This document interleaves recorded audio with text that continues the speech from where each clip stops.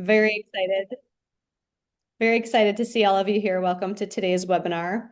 I'm Shayna Harris from Supply Chain Capital, and I have the great honor to be in discussion today with Francisco Martin-Rayo from Helios AI.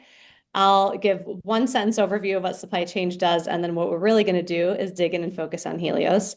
Supply Chain Capital is an early stage investor that focuses on technology across the food supply chain. And we are an early investor and big believer in Helios AI. Very excited about the solution that they're bringing to the market. Francisco, tell us a little bit more about you and about Helios. Yeah, it's great to be here. It's great to see you, Shayna. I'd say huge kudos to Shayna. She underplays. They led our pre-seed round. They believed in us at the very beginning a couple of years ago. So it's been such a joy to be able to partner with them. Helios predicts the price and climate risk of agricultural commodities better than anyone ever in the history of man. We cover 75 commodities across 90 countries. We've predicted 90% of all agricultural disruptions over the last 10 years. Our price forecasts are up to 20 times better than the industry standard. We can talk about that. And what I find most exciting, and I think the team does as well, about 6 weeks ago, we launched Helios Horizon, which is this multi-agent platform that allows you not just to query the information, but to do this really interesting analysis across all of that. So that's what we do. Amazing. Well, we're going to get into lots of that. And I should mention that for you, those of you that have joined us today, if you have questions, feel free to drop them in the chat. I know you have a reminder in the chat around that as well. We will be checking those out and reviewing them as the conversation goes on, and we want to involve you in this talk as well. So, Francisco, a lot has been happening in recent months that's making the agribusiness market extremely volatile. We can just think of cocoa and the challenges around Halloween candy as one example. Can you share your take on what's going on in these markets? Yeah, it is probably the most difficult time in a procurement manager's and analyst's life in the food supply chain. When we think that the food supply chain is probably the most complex supply chain in the world, right? Because what you're basically doing is, if you're buying mangoes from Peru that are either going to go on the shelf or you need them for your ultimate product, you're contracting out with a grower in rural Peru 18 months before you need the mango. You hope that the growing season goes well, and then once they pick it, it needs to be transported always from a rural area to a port, from the port on the ship to another port, and then it gets transported to wherever your manufacturing facility or your retailer is. If anything goes wrong in those 18 months, climate change, geopolitical uncertainty, tariffs, you're not going to get your mango, or the way in which you're going to get it from a price perspective is going to be dramatically different. If you're a juicer, as an example, it's even more complicated because then you might not have the right Brix levels. Brix levels is just a nice way for saying sugar content that you need for your ultimate product. And Mhm. we're really here specifically for those folks. We understand how difficult it is. We understand how painful the job can be sometimes. Right now, Shayna, to your question, you are being buffeted by all three or four of those factors at the same time. So cocoa is a perfect example. Cocoa's grown primarily in Ghana, Ivory Coast. You're starting to see more investment, I would say, in Indonesia, Colombia, Ecuador, but the bulk of cocoa comes from these two countries, and it's perennial crop. So it takes at least 5 years for you to plant the tree, hope that it grows, and then really start harvesting. Again, anything goes wrong in those 5 years, you have an unexpected frost, or it's too hot or too wet, tree dies, you have to start all over again. So not only did you have kind of exceedingly high drought and heat, primarily in Cote d'Ivoire and parts of Ghana as well, which drove up the price of cocoa significantly, but the investments hadn't been made. Then at the same time, you have the geopolitical uncertainty. Not just you have shipping that has to go a different way than it used to because of some of the Houthi attacks, but you also have this tariff uncertainty. And so just imagine for a second, especially for folks on the line, as a procurement analyst, you're trying to figure out, am I going to get my cocoa? What's the price of cocoa going to be? Even if you have a really good relationship with your supplier, if you contracted when it was $6,000 a ton and now it's $12,000 a ton on the exchange, they're not going to sell it to you for $6,000 a ton. They're going to break that contract. And so you have to figure out where is it going to ultimately land and how do you manage all of that risk? So then how, with all of that complexity, this kind of perfect storm of factors that are impacting the way we buy commodities, trade commodities, plan for the future in our businesses, How does Helios help? What does Helios do? I'm a procurement manager. How can you help me? Yeah, at our core, we are built exclusively for you. All we do is food supply chain. All the folks we work with are procurement managers, folks in the supply chain. What we try and do is make it a lot easier for you to manage those risks and understand those risks and opportunities ahead of time. And that's a combination of we can tell you, one, are you going to be able to get the agricultural commodity that you procured 12, 18 months ago? Is there significant risk from the places you're sourcing from? As you're getting into a new relationship with the supplier, what does that climate risk look like? Or should you actually engage in this longer term relationship with that supplier? Or should you think differently because it's going to be a lot harder for them to produce over the next 5 years? Equally important, where do we think the price is going to be 3, 6, 12 months from now? And Hmm. what that allows you to do is should you buy more earlier? Should you buy a little bit less later, if you will? One of our favorite examples is we work with Libby's, the second largest buyers of pineapples and mandarins in the United States. We've had a long-term relationship with them. We save them 15% in their cost of goods sold because we identified that the prices of mandarins that they were buying was going to go up pretty dramatically. They looked at the data, they analyzed it, talked to some folks on the ground as well, right? And said, we think Helios is absolutely right. We're going to buy a lot more earlier than we would typically. And that way they were able to secure that supply before those prices came up 15%. When you're in a very low margin business like all of us are, that makes an enormous difference. Hmm. And then the last part is what we get really excited about the Helios Horizon is really think about it as your co-pilot, one of the best analysts you'll ever have. Its goal is to help you understand, bring in all of the data, right? Not just our climate data and our price forecast, but we vectorized tens of thousands of all the USDA reports in real time. We have 250,000 news sources we're scraping every 15 minutes. And so it really is a thought partner for you. You can ask it, hey, I'm looking at um, doing news sourcing for blueberries to my retailer in the United States. What does that look like?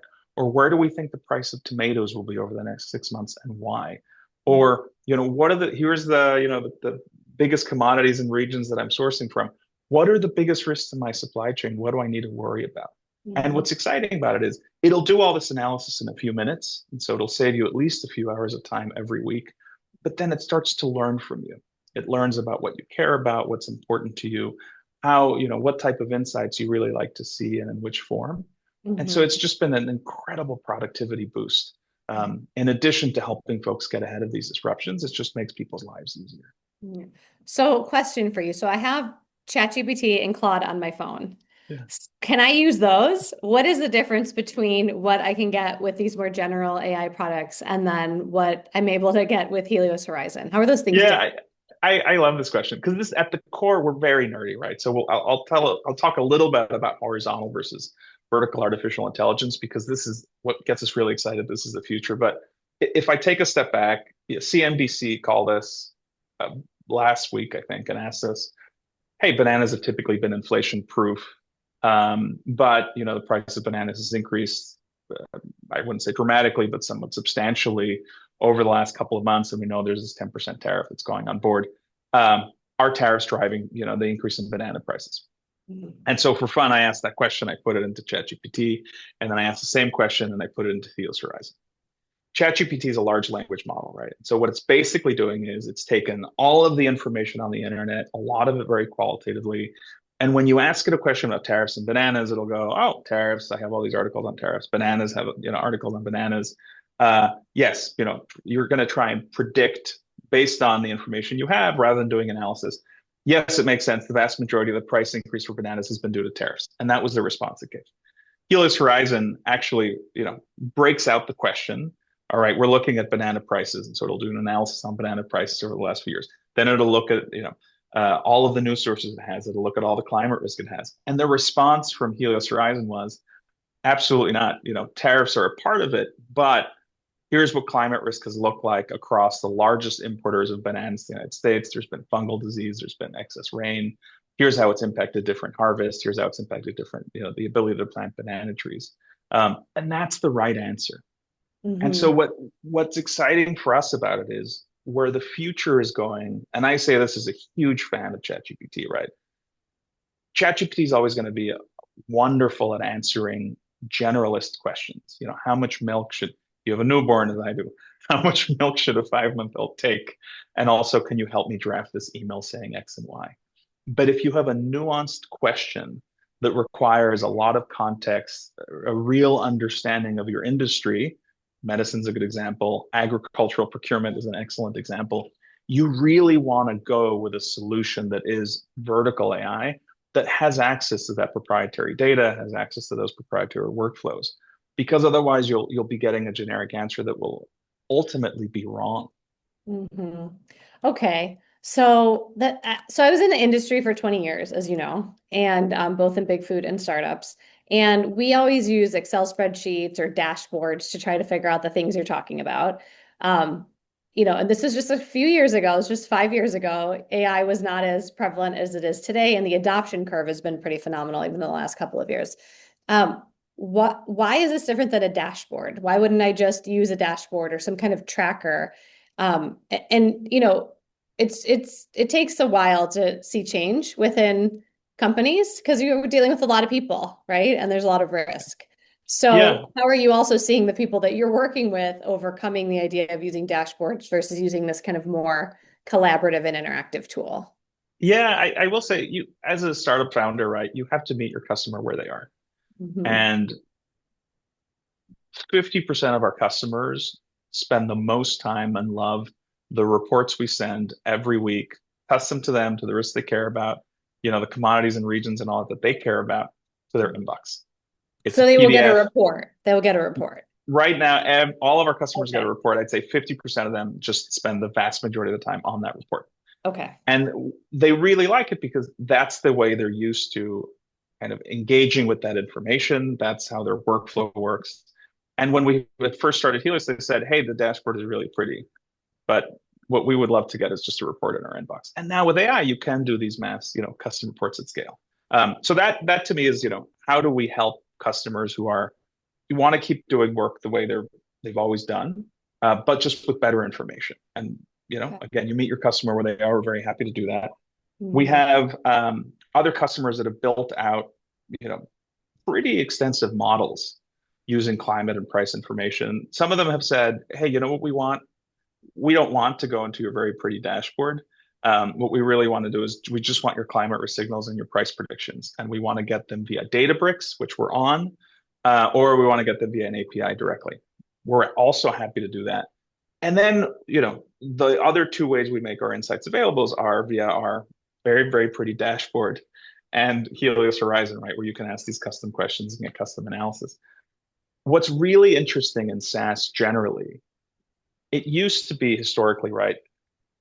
Us as founders and as Helios, you want to put all of the information that's available into your dashboard because you want it to be as useful as possible to as many people as possible. But the more information you put into a dashboard, Reuters is a good example, it ends up being really complicated to use, and then usage goes down, and it's really not that helpful. Mhm. What we get really excited about is, obviously the other 50% of our customer base uses the dashboard, and you can customize it to a large degree, right, based on the commodities that you care about, the countries you care about, et cetera. But the beauty is we really see it used in tandem with Helios Horizon because what it allows you to do is you're able to get that custom experience at scale. And so you're no longer tied to, gosh, how much more information can I put on the dashboard before it becomes unusable? How much can customers really customize it without it being very cumbersome? Or if I put too few information to make it easier to manage, it's not that helpful. It Mhm. is this combination of dashboards with your custom analyst, if you will, that we Mhm. think is so powerful in the Mhm. world today. Okay. And, it's one thing to have the information there and to have it in these various forms, but then why should I believe it? Because there's a lot of money on the line here. So how do I know these forecasts are accurate? How do I know they're actionable? And the advantage would be competitors are relying on retrospective data. So I have something more predictive, but like, why should I believe that? Yeah, I think it's a really good question. And the three things that we do, one is we always have accuracy metrics for all our price forecasts. And so you're Hmm. always able to see how good were we at predicting the price of sugarcane in Thailand or tomatoes in Spain or blueberries in Peru. Um, And that's really important because, some of our models are extraordinarily predictive, especially for things that are perishable. For things like corn, where you have more geopolitical uncertainty, they're less tied to fundamentals like climate, right? But you'll always know how accurate we were historically and how accurate we expect to be going forward. Mm-hmm. And so you're able to take that accuracy level in consideration as you make decisions. Mm-hmm. We do the same thing for climate risk, right? So you're always able to see, well, what were the last disruptions? What were the forecasts? But then from a Helios Horizon perspective, and this is, again, one of the biggest differences between horizontal AI like ChatGPT, Claude versus vertical AI like Helios, we always have the citations. And so Mm-hmm. we had a customer yesterday ask us, it was, I think, one of the most interesting questions that anyone has ever asked. They said, we're really, there's this movement toward natural dyes Mm-hmm. instead of artificial dyes. And they're really worried about what the impact will be on these produce categories where more of that produce will end up going into natural dyes instead of food. And they're worried about, as beets is a good example, right? Turmeric becomes more useful for these natural dyes. Where are the other regions that you could be growing beets and turmeric? What crops are you growing there? And what crops are you going to displace? And Mm-hmm. so it's this wonderful, incredibly multi-layered question that they had our analysts think through, right? Which was, hey, well, what are the crops that are most tied to our natural dyes? Where are the areas that are being grown? What are the other areas that could be, where those could be grown? What's currently growing there? And so what's going to be displaced? Mm-hmm. And, Interesting. it took a few minutes to think through all of that, gave an excellent answer, but it Mm-hmm. also gave citations. And Mm-hmm. what I got super excited to see is, there were, I don't know, 5 or 7 USDA reports, 3 or 4, academic reports, and our Helios platform. And Mm-hmm. so it is this really powerful engine that allows you to look at cutting edge research outside of Helios, the latest information from USDA and the European Commission and all that stuff, and also our proprietary platform to give you a much better answer. So That is you very never have cool. to trust us. You can Yeah. just trust our data blindly. We're always going to tell you where it's coming from. Okay. So then how does that change the role of procurement leaders and sustainability teams if all of a sudden you have access to the data, you have the citations, you know how accurate it was in the past, and you can integrate this into your process? I don't know if you have a specific example of someone you've worked with and you have seen something specifically change or just a more general, here are some of the themes I'm seeing across the board. But receiving information in this form, I imagine, would change the way that you work in one of those roles. It dramatically changes the workflow. One particular customer we have in mind basically does two things that are new to them. They asked us to do slightly longer term analysis in terms of the places they're sourcing from. So they've Mhm. had kind of longer term relationships in Southeast Asia and Latin America for sourcing a particular specialty crop, let's say. And they've said, hey, we've spent a lot of money and a lot of time building out these longer term relationships. Am I still going to be able to source the same quantity and quality of this particular crop 5 years from now? And so they're Mhm. they're suddenly able to take a much longer term view of their supply chain.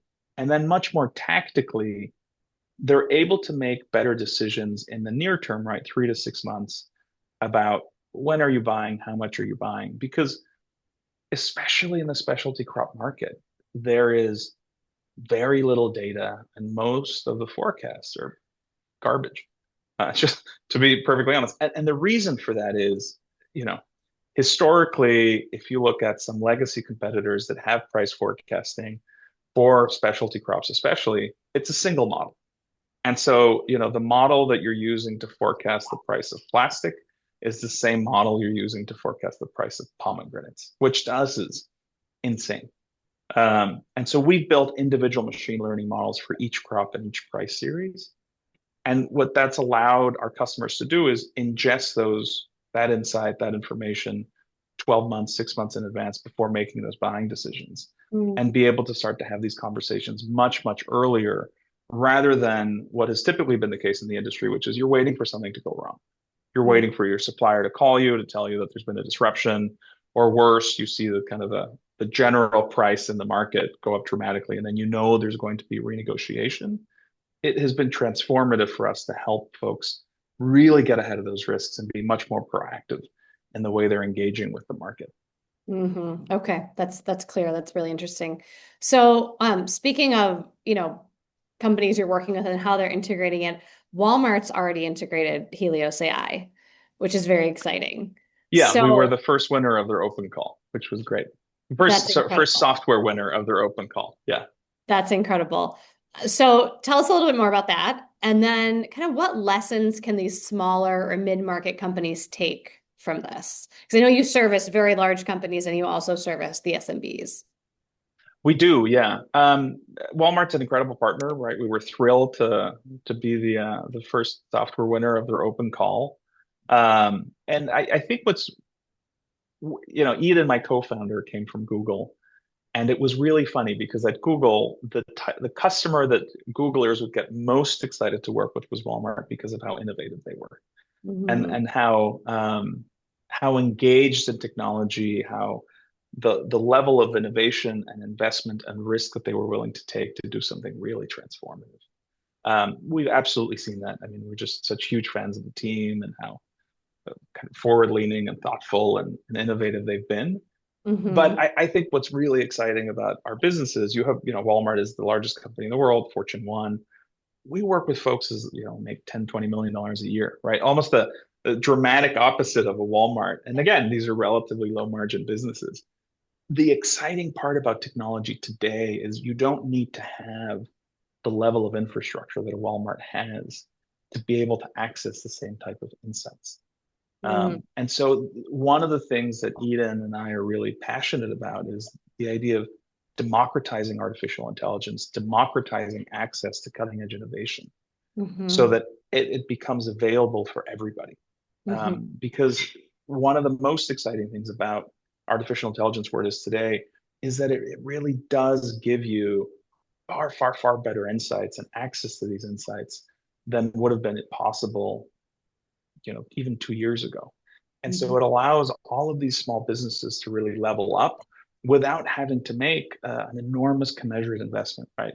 We Hmm. always think of ourselves as being able to pair much more effectively with your existing procurement team. I mean, we've been doing this for a long time now, and we have never met a procurement team that is, not super lean. I mean, everybody does seven different things. Everybody's traveling all over the place. Everybody's working nights and weekends.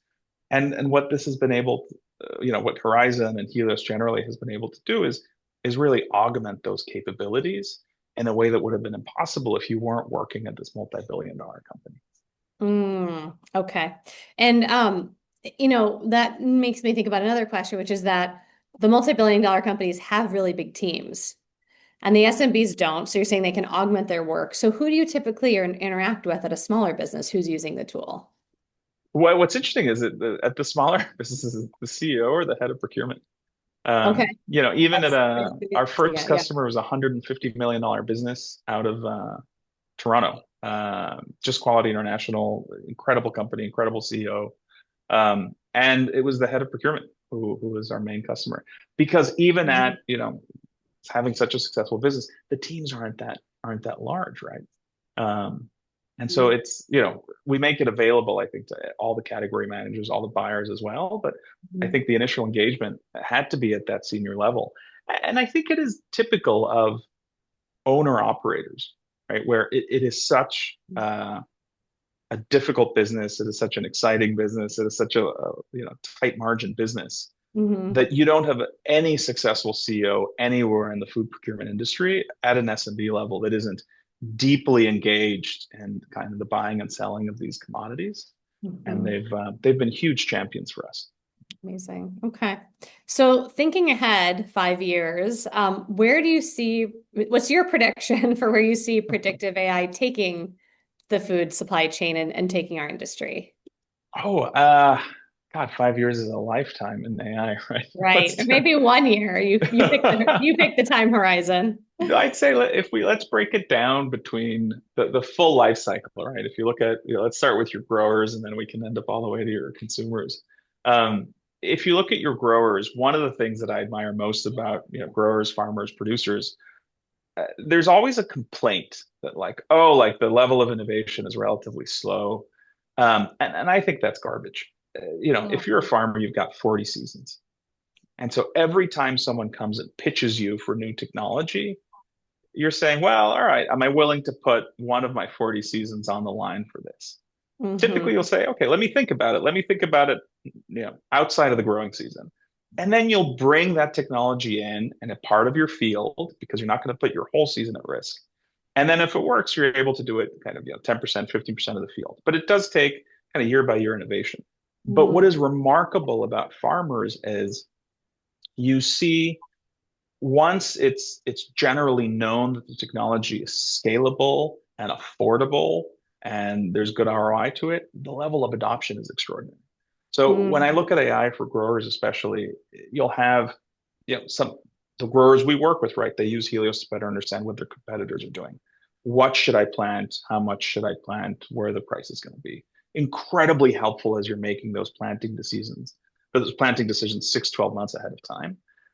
But there's also really cool innovation happening around, better irrigation, better machines, better robots, better use of fertilizer, better use of water, et cetera, et cetera. Um, at the same time, if you go to the kind of your procurement managers, one of the things that's so interesting about the space is how extraordinarily interconnected it is. So Mm. we had a customer, the Serbian raspberry grower. There was a really bad harvest in the United States for raspberries. And so all the American buyers went over to Serbia and Poland and bought up all of the excess raspberries for frozen. Mm. And then the European buyers were kind of left in the dark.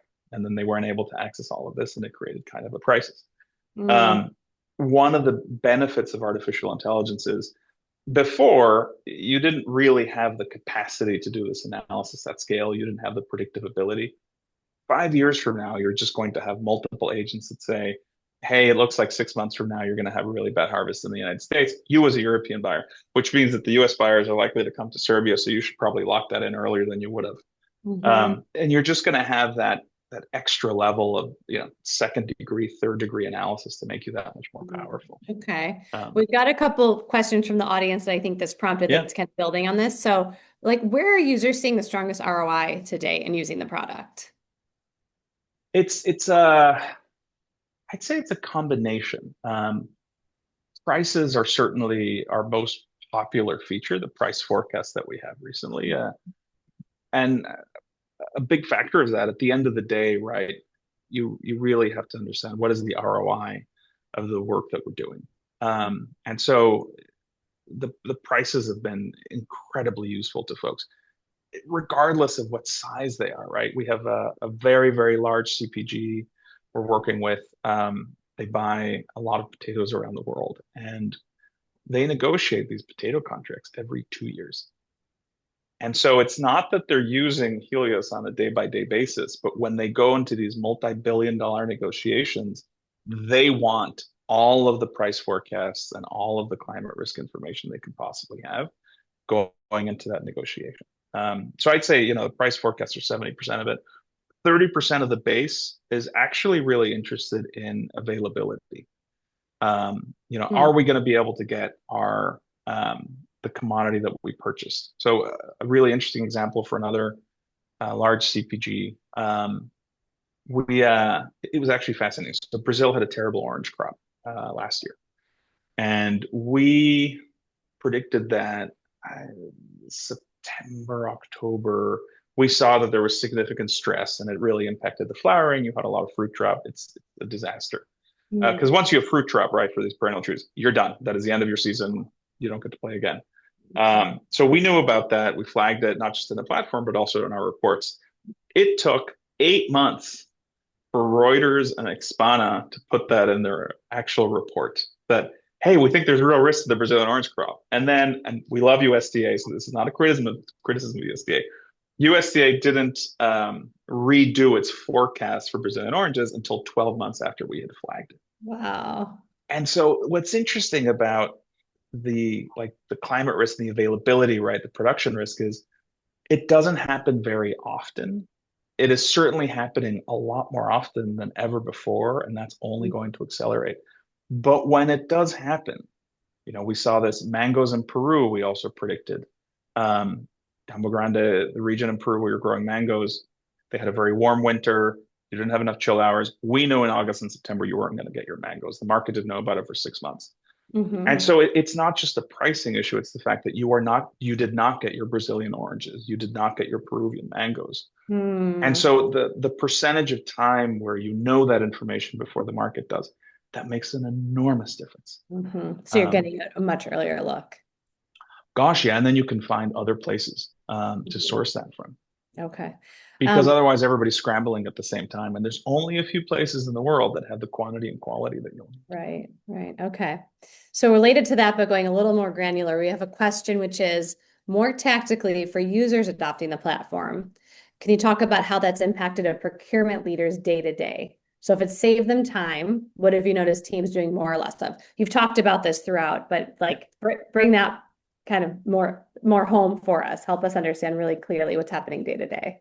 Yeah, and it depends on the level. So we think of it as you have your chief procurement officers, you have your category managers, you have your procurement analysts. The analysts are using it on a daily basis, right? And they're looking at that.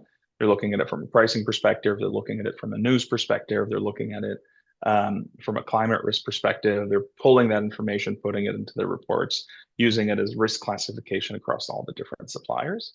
Hmm. And so, what the beauty about it is it's made it easier for folks to include better price forecasts and climate risk across all your commodities, all your suppliers. And so it starts to change the conversation. At the managerial level, you were seeing usage, once every week, once every 10 days. And you're looking at a much more global view. You're saying, all right, what are the things that I need to worry about the most? How are we mitigating some of this risk? Where is it going?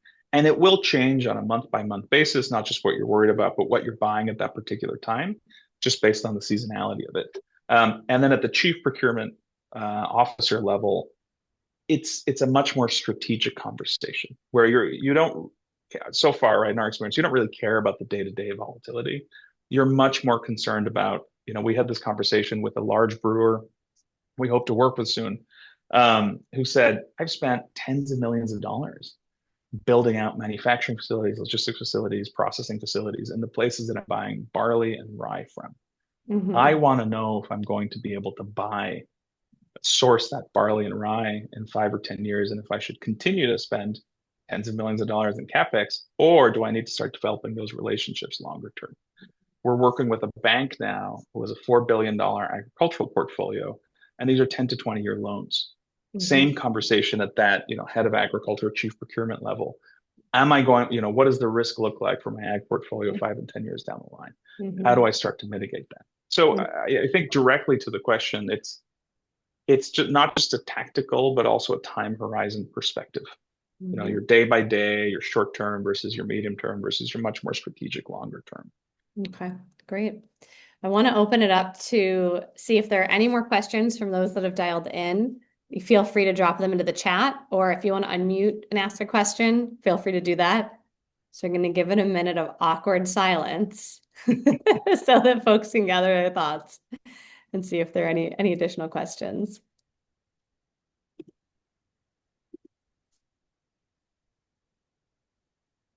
A minute does feel very, very long on a Feels very long. webinar. It's very hard these days. Oh, I see one coming in. Okay, and keep them coming. So, what type of customers are getting the highest value early? Is this CPG companies, ingredient processors, or other?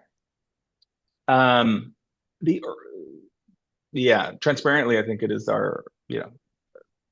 the companies that have a little bit more flexibility in their supply chain are seeing the value immediately. Mm, And so it isn't always directly tied to size, but it is how quickly can you shift from I want to buy a little bit more earlier, I want to buy a little bit more later, mhm, versus I have these existing relationships and these existing contracts that are a little bit harder to shift around. mhm, That you can see a change in 30 to 60 days almost immediately. mhm, Um, I think for the longer folks, it depends on your procurement cycles. So sometimes we've contracted with folks as they're in the middle of the procurement cycle, then you see the impact within 24 hours. mhm. Sometimes it takes a little bit longer for folks to start ingesting that information. Okay. Okay, got it. We've got a thank you. This has been great so far. And then a longer question I'm going to read. I want to make sure I get it right. So for Roma and round tomatoes, which unlike tree crops don't offer 12 to 18 months of visibility, because planted area can shift quickly and supply changes from one season to the next. A couple of questions related to this. How are your models weighting climate, regional planted acreage, daily border crossings to explain price volatility? It's the first part of it. So I want to answer that and then I'll ask the second part. So the beauty about the price forecasting engine that we used is it looks at um, seasonality, acreage planted, so supply and demand issues, obviously climate risk, and then news sentiment, if you will, globally, right? So we're scraping these 250,000 news sources every 15 minutes. We have two LLMs. One is tagging all of them, the other one is doing the analysis of it, and you're able to take these themes, this news sentiment into your broader market. And so the beauty about it is you're able to, at scale, weight the different inputs differently at different times to get the best forecast out there. Mm, We love tomatoes. It's one of the things we're best at forecasting. So happy to, please reach out. We're happy to send you a case study, happy to spend more time and do a deep dive. Because the beauty of tomatoes is one, it's not it's an annual crop, if you will. You can plant it in relatively short term, but it's also highly perishable, right? So if you have it like potatoes and carrots, you can always store them for a period of time. But for a tomato, it is closely tied to some of those supply and demand dynamics that you've seen, mm, um, and some of the daily border crossings, which is really interesting. And that then is I can read it. What is it? Do you have any leading indicators that signal potential oversupply 2 to 4 weeks in advance? We do. It varies by time and what's happening. And again, really, really happy to dive a little deeper on that on the platform and show you what's driving that price prediction. okay. So Ruben should do a live demo with you. And that's actually a question, which is, if folks want to follow up and they like to do a live demo or they really want to dig into the particular dynamics of the crops that they're looking at, how do they do that? You can just email me. It's just the first letter of my name, at helios.sc for supply chain, or hello@helios.sc. We can put it in the chat. Um, but yeah, please reach out. We're always happy to do a demo. We're happy to do a proof of concept. Um, yeah, we're always excited to engage. Amazing. Okay, we got another good question. This is great engagement. I'm excited to see this. So, which commodities have you seen Helios is best able to predict, and which does the platform struggle with today? Over time, how do you plan to improve reliability? Yeah, that's a great question. I'll be really transparent. So the crops that we are best at predicting from a price perspective um, are the ones that are, uh, you know, most perishable, if you will. So our model is absolutely phenomenal at tomatoes, berries, etc. It's very, very good at potatoes, carrots, onions, things that you can store. For things like corn and soy recently, it is less good at predicting what the future price of corn and soy has been. And the reason for that, we say this because we also work with a few hedge funds. Um, the price of corn and soy has been somewhat divorced from the fundamentals. So what we're very, very good at is telling you what the climate risk is going to be. We're going to be able to tell you what supply and demand is going to be, et cetera, et cetera. But even 2 weeks ago, and we mean this apolitically, we were showing an increased climate risk for soy that would have typically indicated a bullish sentiment. But the president at the same time had tweeted something about Chinese tariffs, which means that the price of soy went back down because people felt that China was not going to continue to buy American soybeans. I believe they're now buying soybeans. And so one of the things that we've really struggled with at the exchange traded commodity level is the level of geopolitical volatility that we're seeing, which has been difficult to ingest. We built a tariff bot um, kind of 6 or 8 months ago, because one of our customers said, it'd be great if I could just ask a bot, what are the, I'm importing X from Y into the United States or, into another country, right? We cover 90 countries around the world. What are the tariffs? What's the tariff impact? And over the tariff bot got really confused because it said, well, the WhiteHouse.gov says this, and CBP website says this, but Truth Social says something else, and it didn't know which of the tariffs were the right ones. So we'll continue to work with that, but yeah, I think the tariff bot is not alone. The tariff bot Um, is not alone. Said someone in the chat. So I think that's we're really, really, truly extraordinary at the specialty crops, and we will continue to work on getting better at predicting the price of futures. But the geopolitical environment has made it a little bit harder than it has been historically. Amazing. Okay, Francisco, well, this has been a very, very dynamic conversation. Really appreciate it. Thanks to everyone who dialed in. Thanks for your engagement. And obviously, don't hesitate to reach out to Francisco and team. Francisco, anything else you want to say before we wrap? No, again, thank you so much for the time. Thank you folks for joining. Always available. Please reach out. Happy to help in any way we can. So thanks for coming. Excellent. Thanks, everybody.